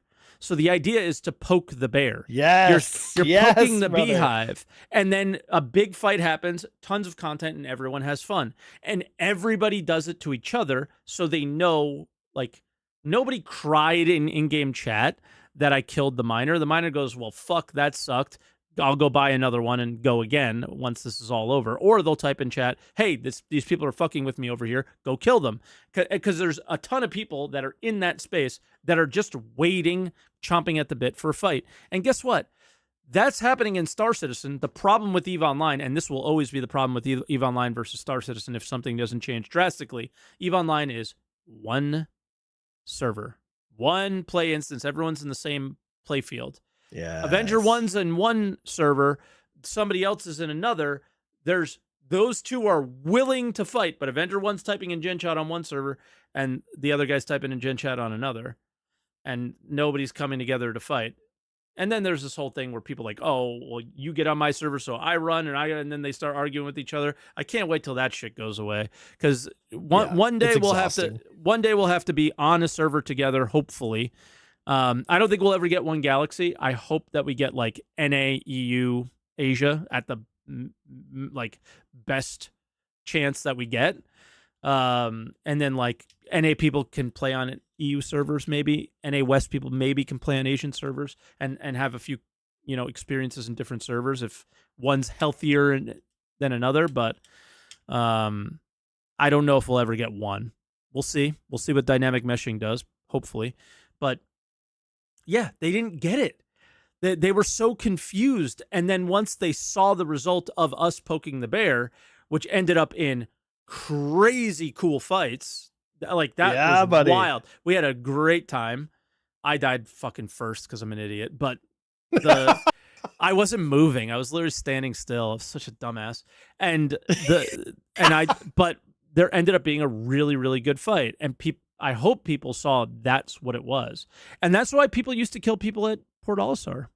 They weren't doing it to be an asshole necessarily. They were being an asshole to provoke an actual fight. But nobody actually ever fought. Yeah. See, so again, this is what I struggle with too, because you're absolutely right. Like, you're on the money, like you're bullseye. Because, and I guess because I'm an EVE player too, and I come here and I have that mentality. So I go to 0-1 and I'm not being an asshole. I'm literally saying like, hey guys, like, let's come play, like, have some fun. Because like SC communities, they're very soft, right? So I'm trying to be gentle. I'm trying to like, come on, come play, get your friends together, like get your friends and their friends, and then come escalate, But there isn't really a lot of large groups right now. Like Star Citizen is very like, you might find these 2 or 3 man groups, like nothing too big. There's no organized groups or alliances yet, really, and to actually promote these larger fights. So when I did end up finding a fight at that OLP and there was all these capital ships and there all this going on, I was just ecstatic. I'm like, this is what I've been waiting for. Like, this is really fun. And I've had some pretty big fights, not big fights, but I've had some real brawls at 0-on-1 Crusader because I shoot a couple ships down, then ITC got one of their guys got killed, and they're a big group, so they brought their Idris in, and there was a big fight, and we were just like, that's the fun part, like that's, I don't know how else to explain, like unless you're actually in those fights and actually participating in them, like to me, there's just no other game like it. Like that's the really exciting, fun part about Star Citizen. And I feel like a lot of people just aren't exposed to it, but if they were, they might have a completely different opinion and be way more willing to like get on board, jump on their buddy's Idris and go have some fun. And this is why flight and all this balance is really relevant and important, because if there is such a skewed meta, skewed way of playing the game, it's harder to have fun when you're not able to contribute in a meaningful way because everyone's just running around in arrows or this new L21 or whatever, and it's just kind of MPSI like, wow. fleet. I was running Logi. Yeah, we don't have that in Star Citizen at all, right? And Logi is like a healer, basically, guys. The were you running a Guardian or were you running a Scalpel? Scalpel or something, scimitar, something. Oh, the Mimitar one, the T1 one or the T2 one? T2. Okay, but that's it was scimitar. Cool. Okay, scimitar then. I knew it began with an S. I don't know all the names. There's so many ships. There's more ships in Eve than are in Star Citizen, I think. Yeah, there's a lot. I have to remember all the Star Citizen ships and the Eve ships. I can't remember them yet. But but yeah, it was fun. I had another like similar experience, but it was a good one in Star Citizen though. I got an attempted pirate during the early days of the resource drive event. So I was running from the outpost freight elevators while they were still working. As soon as I left, I got attacked. But they had a Mantis, they were prepared, but they didn't do enough damage to kill me before I get back into the Armistice zone. And they go, just pay me and we'll let you leave. First off, I didn't believe them. Second, I went, no, I'm not paying you. And yes, I am going to leave. And they were like, no, you're not. I was like, okay, we'll see. And I type in Gen Chat, pirates at this station. Anyone want to come and help kill them? Where again? My man. Bam. A bunch of people come. I also messaged Cutlet and was like, hey, pirates, there's people pirating me here because he was online. And so I got him and then a couple of my org mates as well. And then we all went there and killed them. And I left. And I said, see, told you I was going to leave. But the best part was I was like, but I'm not calling you a griefer. I'm not crying like a bitch. I'm doing exactly what you told me to do. And that is buddy. Get friends or get wingman, but you can't get wingman to protect you before it happens. If the game makes it so I can call, this is another concept in EVE Online, like standing fleets that are just sit there chilling, waiting for somebody to call them, and it's social hour until there's a fight, and then they go and fight. And that's probably what we got killed by, was a standing fleet. So, it's just basically that's what happened, and everybody was happy with the exchange. The pirates, GG, good fight. Me, GG. That's what happens. And that was it. Like Arena Commander is the social hour for us flight guys. So we basically hang out in Arena Commander until our recon teams actually find something, and then everyone piles in and they're like, oh, there's a fight. Woo! And then we go play and they go back to Arena Commander. Now, wouldn't it be cool if we could get access to those AC pods in the Idris and we would just have our flight crews stationed on the Idris while things are going on, playing Arena Commander off inside the PU in the flight pods, and then when something happened, they just get out of the flight pod and they're right there. Yeah. Be great.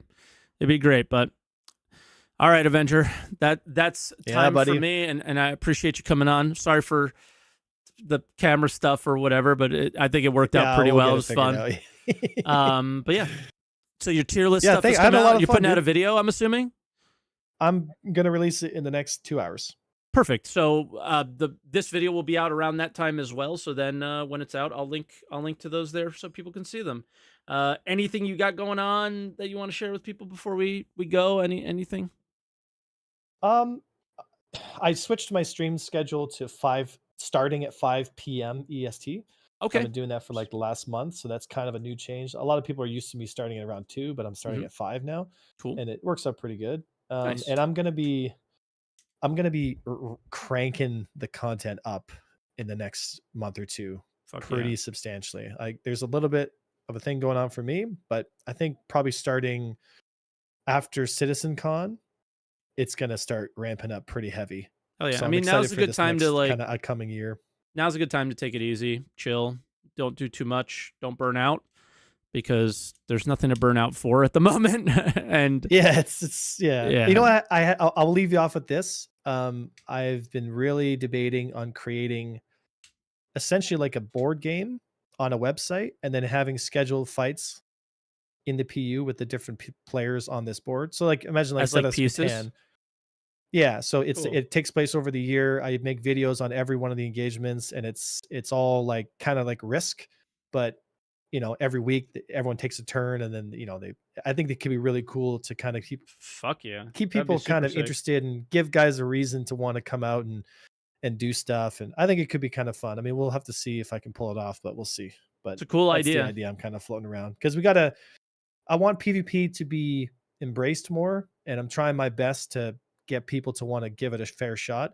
And like the culture war thing we were talking about. So, but anyway, I mean, Come here.